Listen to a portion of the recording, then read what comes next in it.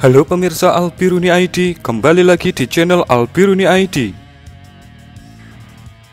Sebagai sekutu Amerika Serikat, maka lazim bila ada kapal perang Angkatan Laut Amerika sandar di wilayah Singapura, entah untuk keperluan perbaikan atau bekal ulang.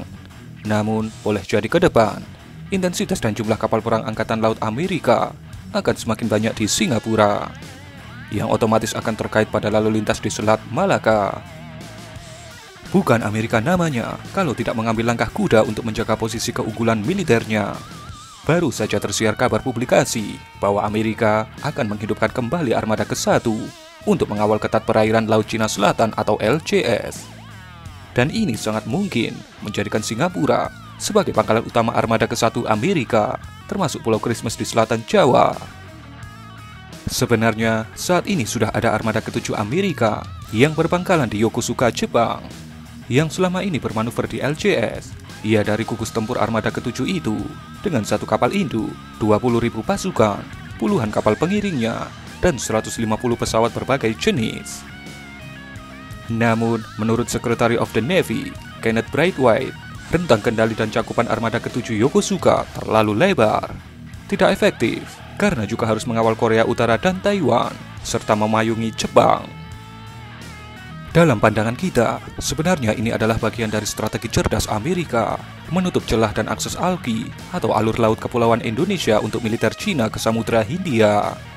Sebab di timur Indo-Pasifik sudah ada pangkalan militer Amerika di Guam, yaitu di sebelah utara Pulau Papua, dan Subic di Filipina yang bisa kembali digunakan setelah ditutup.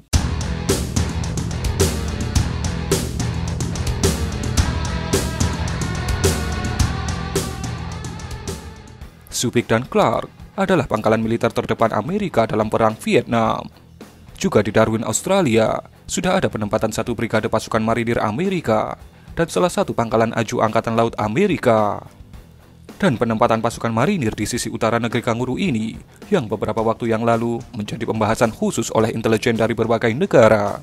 Karena hal itu dianggap sebagai ancaman dan rencana nyata bahwa sebuah perang besar akan terjadi. Jika Singapura jadi pangkalan Armada ke-1 Amerika, ini benar-benar di depan hidung kita, sebab Batam dan Tanjung Pinang ada di sebelahnya. Tanjung Pinang adalah salah satu pangkalan strategis TNI Angkatan Laut dan sebagai salah satu mata rantai logistik militer mengawal Natuna. Sebenarnya, sudah lama Amerika menggunakan Singapura sebagai tempat singgah, bekal ulang, dan rehat untuk armada kapal perangnya. Namun volumenya tidak sering. Singapura punya resiko tinggi jika menjadi pangkalan Angkatan Laut Amerika. Beijing yang sendirian dan kondok sudah pasti akan mengarahkan peluru kendali konvensional dan nuklir jarak jauhnya ke sana, menargetkan negeri pulau itu untuk menjadi sasaran tembak peluru kendali balistik Cina jika terjadi perang besar. Tiji tibeh kata Cina, mati siji mati kabeh. Jika Armada ke-1 Amerika aktif kembali dan mengambil Singapura dan Christmas Australia sebagai pangkalan Angkatan Laut, maka kita, mau tidak mau, harus menyesuaikan kondisi itu dengan membesarkan kekuatan TNI Angkatan Laut. Segera, tidak bisa tidak. Selat Sunda, Selat Malaka, adalah pintu keluar masuk Armada ke-1 Amerika. Dan kapal perang yang lewat, bukan sembarang kapal perang. Setiap melewati alki, mereka pasti mematakan situasi sekitar perairan, termasuk bawah air, untuk kepentingan intelijen. Belum lagi, ada kekuatan Angkatan Laut India yang sudah mulai PDKT dengan Angkatan Laut Amerika. Untuk diketahui, 4 negara yang tergabung dalam aliansi Quad, yaitu Amerika, India, Australia, dan Jepang, baru saja melakukan latihan militer bersama di Teluk Benggala. Latihan itu bertema Malabar 2020 dan akan dilanjut ke Laut Arab akhir bulan ini.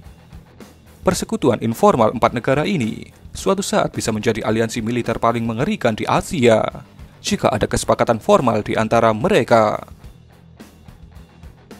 Pengambil kebijakan bidang pertahanan kita tidak bisa lagi bekerja dengan prosedur standar, apalagi menganggap kehadiran Armada ke-1 Amerika sebagai hal yang biasa.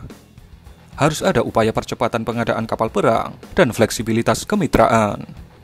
Di satu sisi, kita percepat perkuatan Angkatan Laut dan Angkatan Udara. Karena berdasarkan sejarah, di masa Soekarno, Angkatan Laut dan Angkatan Udara kita yang begitu kuat bisa membuat Indonesia disegani dan Belanda angkat kaki dari Papua Barat. Di sisi lain, kita harus mampu membawa fleksibilitas jati diri di tengah perubahan dan dinamika kawasan. Meski Singapura menjadi pangkalan Angkatan Laut Amerika, namun negara kecil itu hanya sebuah titik. Karena sesungguhnya, durasi lalu lintas kapal perang Armada ke-1 Amerika yang datang dan pergi mutlak harus melewati Alki.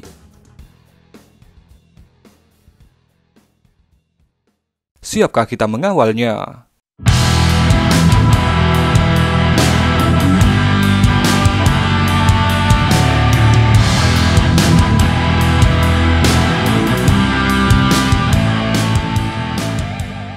Alki adalah jalur laut pelayaran internasional. Namun, kalau yang lewat kapal perang, tetaplah kita siaga dan memperlihatkan diri demi menjaga marwah dan harga diri. Setidaknya sebuah pesan, Anda sedang melewati wilayah Indonesia, lewatlah dengan sopan. Setidaknya pesan itu tersampaikan. Pangkalan Angkatan Laut yang ada di Alki 1 harus diperkuat dengan tambahan kapal perang. Padang, Sabang, Belawan segera berbenah. Penuhi kekuatan standar pangkalan Angkatan Laut dengan tambahan kapal perang, minimal jenis korvet, termasuk sistem persenjataan pertahanan pangkalan.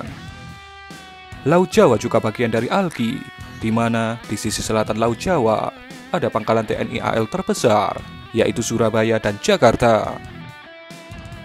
Proses pengadaan alutsista diharapkan tidak bertele-tele. Pengalaman soal pengadaan jet tempur Sukhoi Su-35 contohnya, terlalu lama durasi prosesnya, 3 tahun.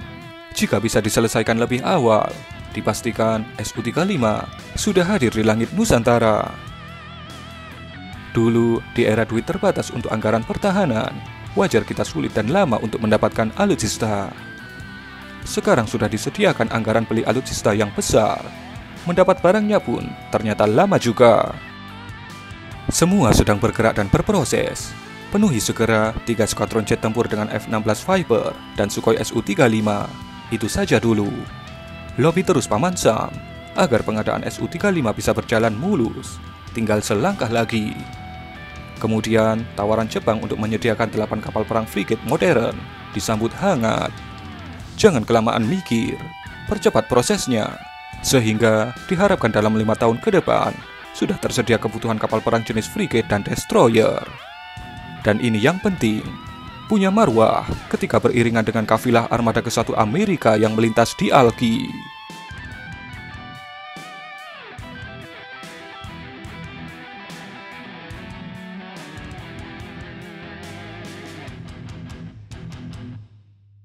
Sudah siapkah Anda untuk pertempuran akbar di LCS?